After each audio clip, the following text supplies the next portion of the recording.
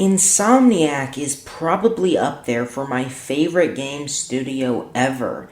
They created my favorite game ever, Spyro, the amazing Ratchet & Clank series, the incredibly unique Resistance franchise, and of course, the new line of Marvel Spider-Man games on PlayStation consoles.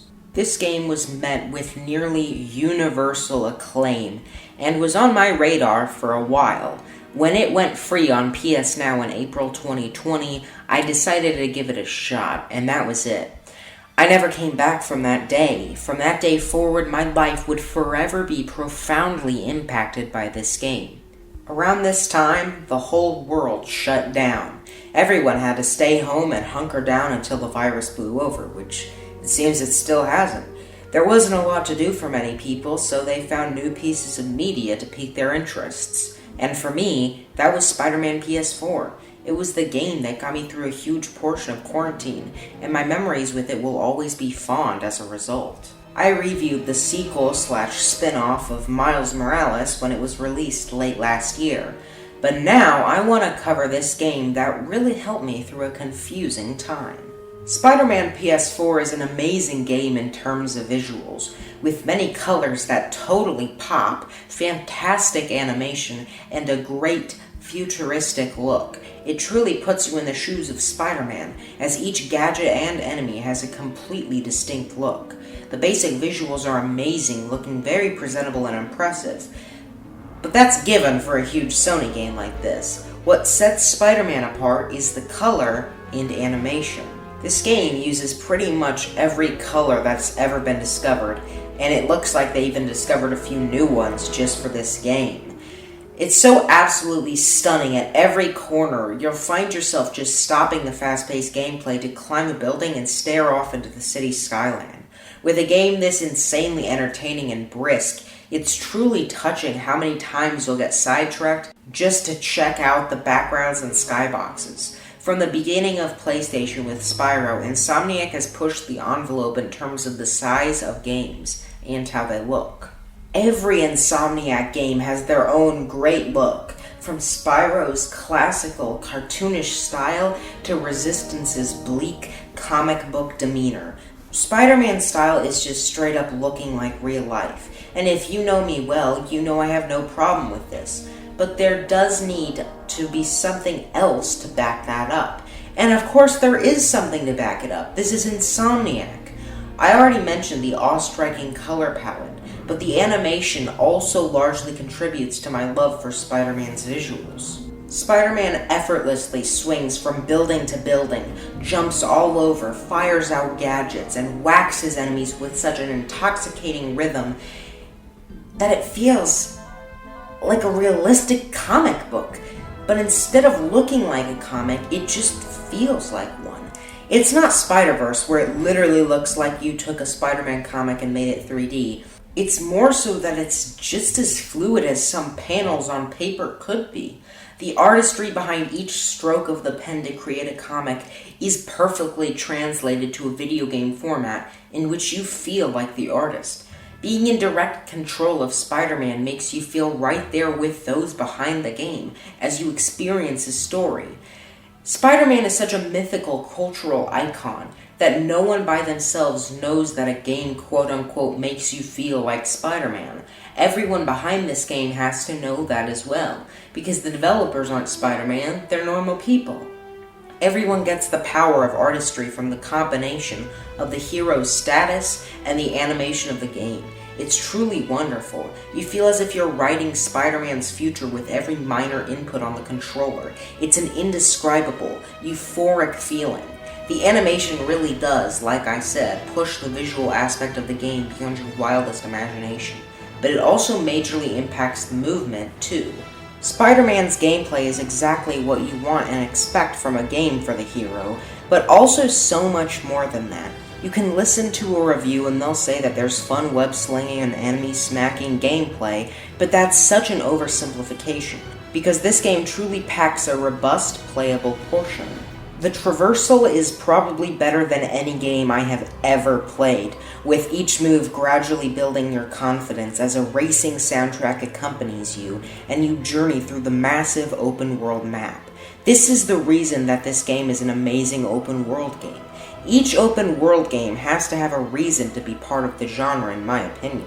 Breath of the Wild has the content spread across the map, Horizon has intense foes that make each time you travel more challenging, and this game has the absolutely spectacular movement that Spider-Man deserves. You swing more and more, picking up speed, zipping from one point to another, running up steep walls, diving off high rises, and getting closer and closer to your goal. But that's the crazy thing, is that you're no longer focused on said goal.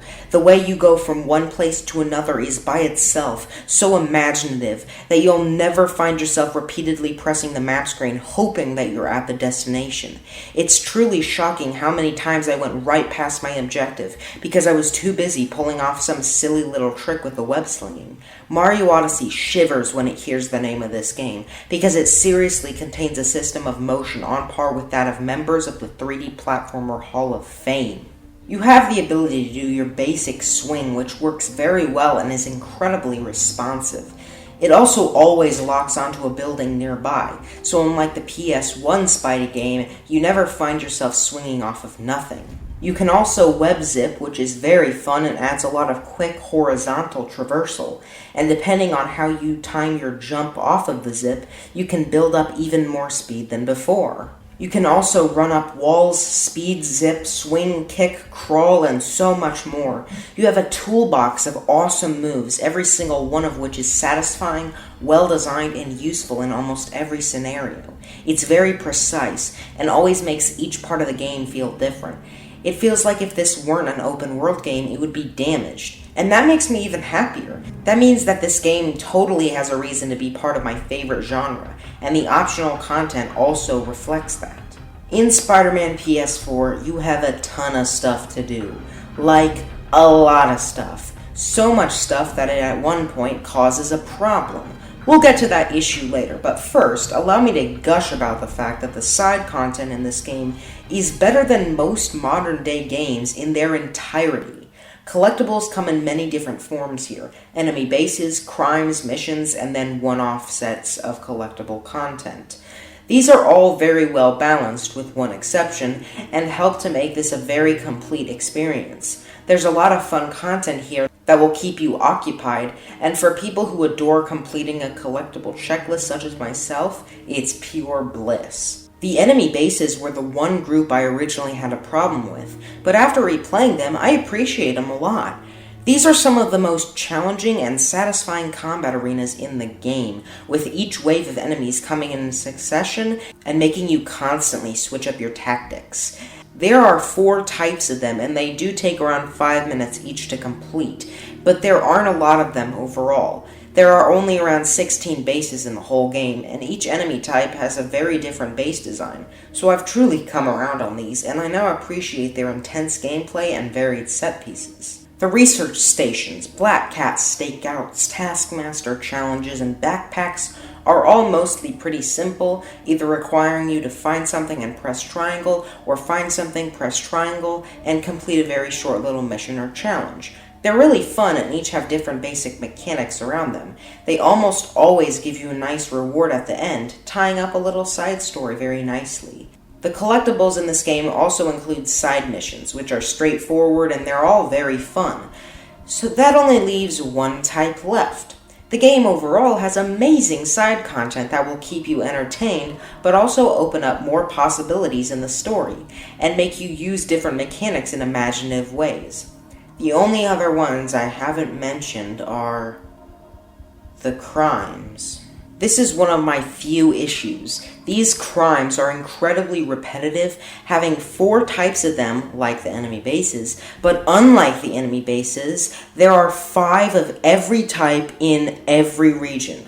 Not one type of all 4. This means that in almost every region, there are 20 crimes, and there are almost 10 regions. It's very annoying to have to deal with so many of these. It's fine and fun to deal with some of them as you go through the game and they pop up in the background, but when you have to actively hunt for them once you've done everything else, it really isn't fun. On this playthrough, I got about 86% of everything in the game done, and that other 14%, all crimes. Every single bit of it. It's not fun whatsoever to sit there and grind every region until you've gotten them all. I played through the game, and everything else was fun the whole time.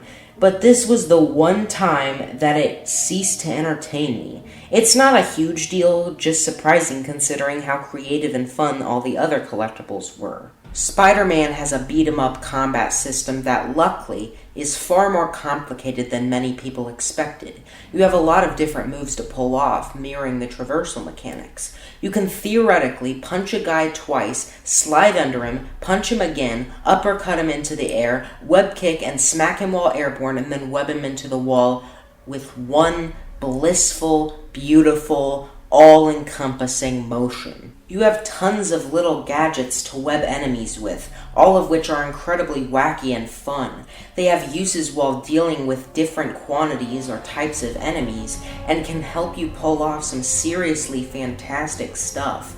As the game progresses, you gradually earn more abilities which feel right at home in every enemy fight. You can yank a guy up into the air and start punching him. You can steal a dude's gun and throw it at him. You can even pull off a flashy finishing move in midair. There are tons of incredible and satisfying things that you can pull off here, so you'll remain entertained despite the game's very long length. Each kind of enemy has their own little quirk. These gun guys can be dodged away from and subsequently attacked with a single web strike to finish them off. The web strike itself is a very useful tool to help you snap onto enemies, and the direction of the stick you push will lock onto each enemy very receptively. Rocket launchers, high-tech mercenaries on jetpacks, and ginormous brutes, this game contains a colorful cast of enemies, even when you're just fighting the grunts that you will attack on a regular basis. The variety is possibly the best of any beat-em-up I've seen, and such a thing also helps to keep it entertaining through the course of the game. You'll be attacked in tons of different places, and your strategy will have to adapt to your surroundings. One of the strong suits of this is that you truly feel empowered after each fight, because you are left to your own devices to hatch a plan and act it out near flawlessly, just like Spider-Man would. It's truly gratifying when a game forces you to be creative, and each encounter reflects the idea that makes playing a game so exciting. If it's not about using your own amazing ideas to succeed in the game world, then what's the point? The boss fights are a great example of this. There's no one clear strategy to all of them, because with a lot of them, you have to figure out your own plan, and you have multiple ways to beat the boss. It adds a lot of freedom and makes it feel more like a truly impactful fight against an iconic villain. Each and every part of how you approach your enemies is fulfilling, well-programmed, and truly makes you feel like Spider-Man. I never found a fight boring, because I always had to switch things up. The game is built around variety, but still feels so focused and reasonable. It's a wildly creative ride that still remains incredibly straightforward and sound. The combat, along with practically every single other bit of gameplay, is very free and allows for millions of different combinations that make Spider-Man PS4 the masterpiece that it is. Spider-Man has to have a good story, right? Well, of course. The game follows the same Spider-Man, MJ, and Miles that we know and love, but with a very interesting self-contained story. The villains are the Sinister Six, comprised of the awesome punk-style Electro, creepy Vulture, giant and intimidating Rhino, morally complex Mr. Negative, vicious Scorpion, and heartbreaking Doc Ock. These are incredibly strong villains, even if some of them aren't super well known in comparison to others. They each get a reasonable amount of screen time and unique boss fights to make them great villains. Doc Ock and Mr. Negative are truly the focus of this game, and they are incredibly strong foes. The writing for Mr. Negative and Octavius's motivations are satisfying and emotional. It makes you question everything you've been led to believe about the world of Spider-Man, and I love that. You do play as MJ and Miles, and surprisingly, these sections get a lot of hate. I personally adored these segments as they masterfully put you in the shoes of a regular citizen, and especially with the scary Rhino chase scene as Miles, these characters truly have a distinct reason to be playable. These missions reveal more about the story, open up new gameplay styles, and help flesh out two great characters, so I actually loved them. Many scenes are emotional and incredibly well crafted, with writing that really sells these characters. Every piece that a good cinematic story requires is here, and I truly adore many of these cutscenes. The wit of Peter's puns, Osborn's family and corrupt actions, Peter's relationship with MJ, Miles' reception of superpowers, and the side villains are all great details that add a whole lot to the story, and are things you may not fully appreciate on your first playthrough.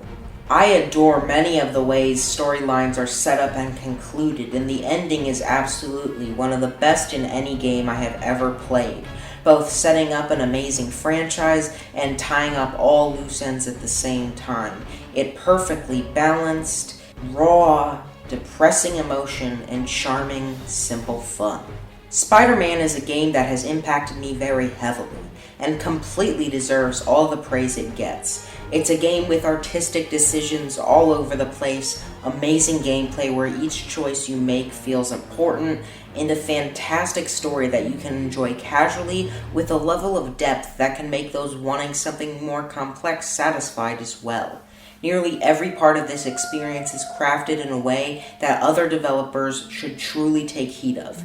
It's just amazing. It's indicative of the charm of Spider-Man. The classic ideal that what makes a hero is a spirit caring of other lives. Spider-Man's greatest strength isn't a web, it isn't a suit, and it isn't his fists. It's his care for others. It's his want to help. It's what makes him work hard. It's what makes him fight for those who can't fight for themselves. And it's what makes humans humans. Everyone has the ability to fight just as hard as Spider-Man. The question is if they choose to. A simple guy from Queens prevented so much pain, and that's not because he's inherently extraordinary. It's because he wants what's best for the world and everyone within it.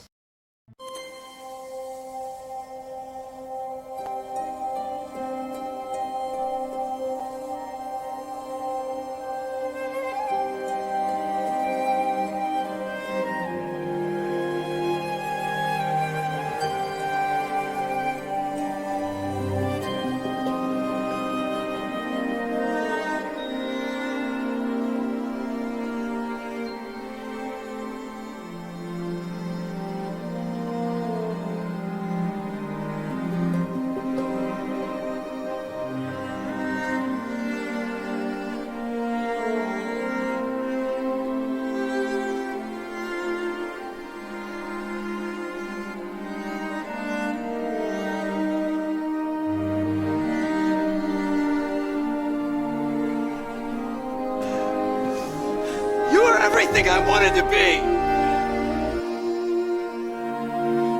You just threw it away!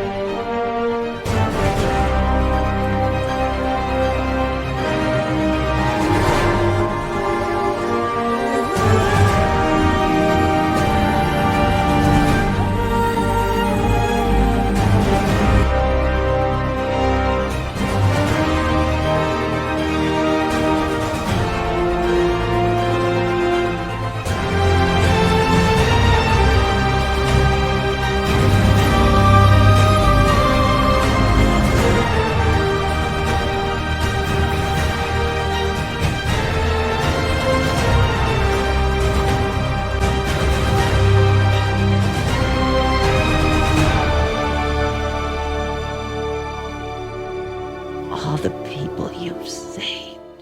5 out of 5 Ballardians.